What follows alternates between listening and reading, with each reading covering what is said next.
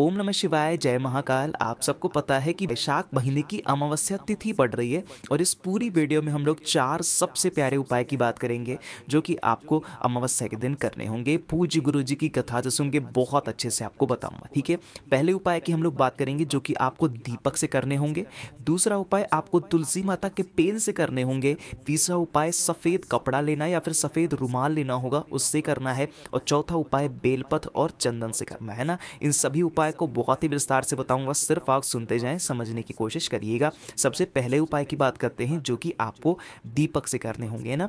देखो स्क्रीन पर आपको दिख रहा होगा दीपक, लेकिन उससे पहले आपको ये बता दूं कि इस उपाय को करने से बेनिफिट क्या है, फायदा क्या है। इसका सिर्फ एक ही फायदा है, वो है आपके जो पितृ होंगे ना वो हमेशा खुश रहेंगे, आपको कभी भी परेशान नहीं करेंगे, है ना।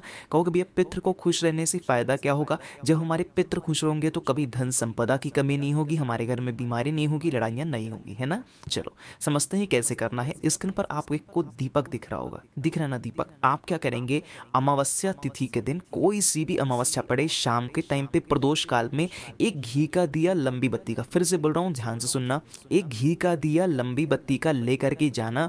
कोई भी नदी तालाब सरोवर आपके घर के आसपास में हो, वहां ले जा करके अपने पूर्वजों का ध्यान करते हुए पूर्वजों के नाम से उसको जला देना, है ना।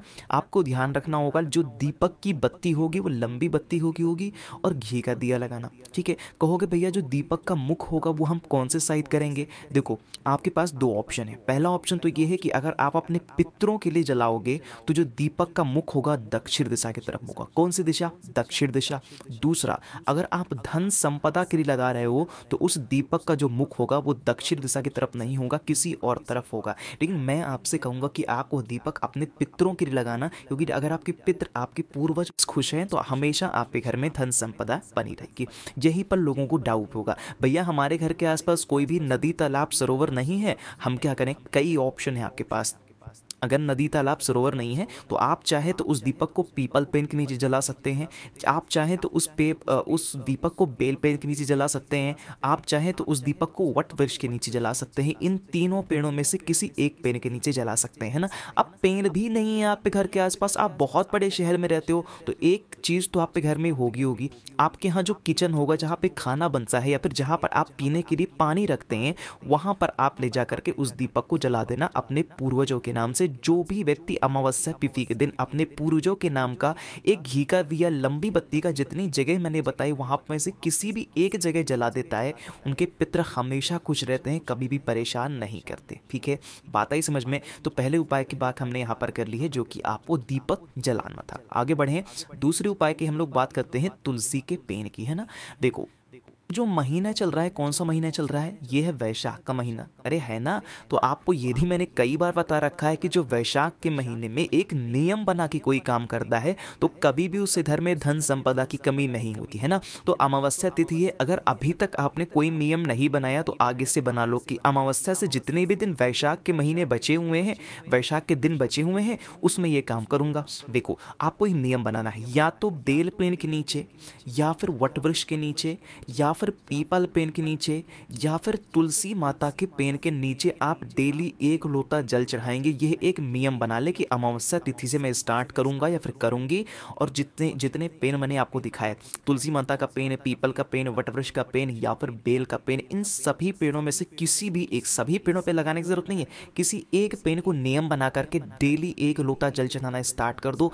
कभी भी धन मतलब घर में आपके धन संपदा की कमी बिल्कुल भी नहीं होगी, है ना। तो इस नियम को वैशाख के महीने में फॉलो कर लो, हमेशा महादेव आपसे खुश रहेंगे। महादेव के लिए बहुत प्रिय महीना माना जाता है, एक तो सावन और दूसरा वैशाख, ठीक है। बात आ रही समझ में? आगे बढ़े हम लोग अपने तीसरे उपाय की तरफ जो कि आपको सफेद कपड़े से करना होगा ना। बहुत सुंदर सा उपाय है, बहुत ही आसान सा उपाय है। देखो कैसे करना है इस पूरे उपाय को और इसका फायदा क्या है ये समझो। इससे दो फायदे हैं। पहला फायदा तो ये है कि आपके घर में कभी भी बीमारी प्रवेश नहीं करेगी, और दूसरा फायदा जो सबसे बड़ा है, लोगों की जो जरूरतें बहुत ज्यादा हैं, पैसा यानी कि धन संपदा आपके घर में बनी रहेगी, ठीक है। कैसे करना है बताऊंगा, लेकिन अब आप वीडियो को कर दीजिए लाइक, आवाज जो वीडियो पहली बार सुन रहे हैं चैनल को सब्सक्राइब करिएगा, ठीक है।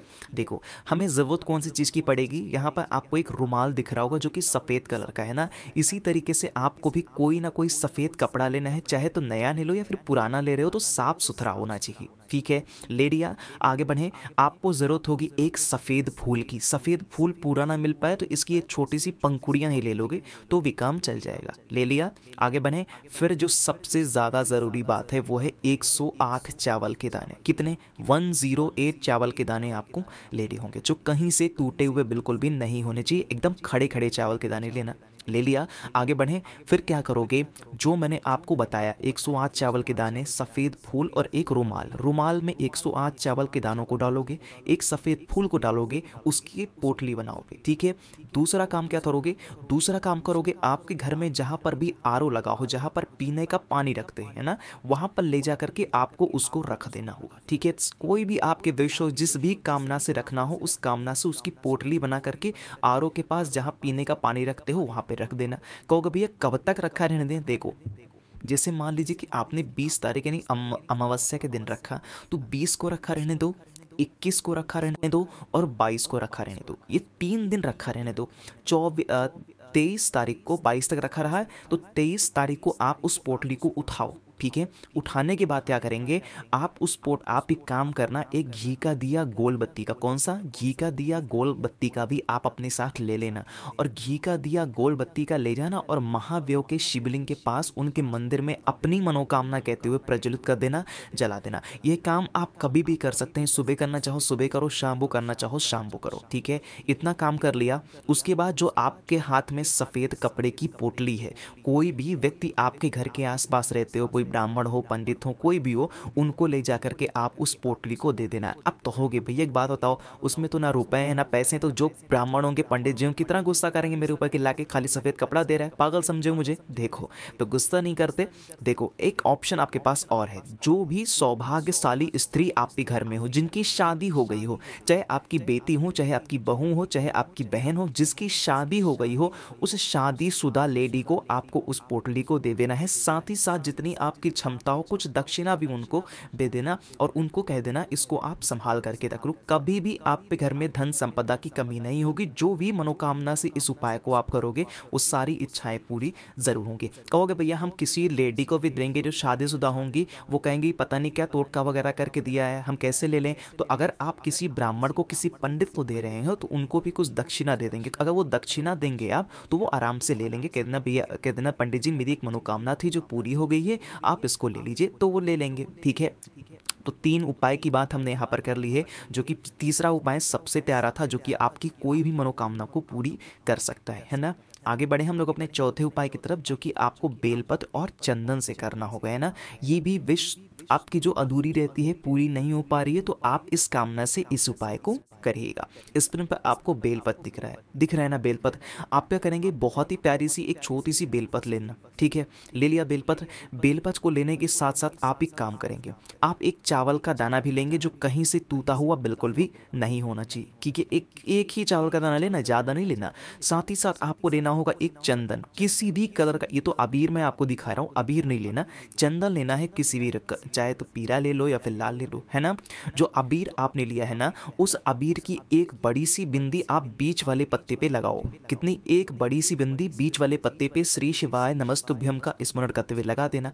जो मैंने एक चावल का दाना आपको बताया है, इसी चंदन पर उस एक चावल के दाने को भी आप रख दोगे। ऐसे का ऐसा ही बेलपत्र लेके जाओगे महादेव के शिवलिंग के पास में, उनके शिवलिंग के ऊपर अपनी मनोकामना कहते हुए श्री शिवाय नमस्तुभ्यम का स्मरण करते हुए उस बेलपत्र को समर्पित करना। जब आपकी कोई विशेष कामना होती है तो जो बेलपत्र की डंडी होती है माता अशोक सुंदरी की तरफ होती है और पत्ती का भाग होता है वो आपकी तरफ होता है, कुछ इस तरीके से जैसा कि स्क्रीन पर आपको दिख रहा है। ठीक है, समर्पित करने के बाद अपनी मनोकामना महादेव से कहना और एक लोटा शुद्ध जल तांबे के लोटे से उसी बेलपत्र के ऊपर श्री शिवाय नमस्तुभ्यम का स्मरण करते हुए समर्पित करना। महादेव के पास खड़े होकर के 2 मिनट तक प्रार्थना करना, महादेव हम लोग बहुत परेशान हैं, इतने दिनों से हमारे वैश मनोकामना पूरी नहीं हो पा रही है, आप किसी भी तरीके से हमारी इस कामना को पूरा कर दें। बहुत ही प्रेम से, भाव से महादेव से अपनी बात को कह देना। ठीक है, बात आई समझ में? तो 4 उपाय की बात हमने की जो कि आपको अमावस्या तिथि पर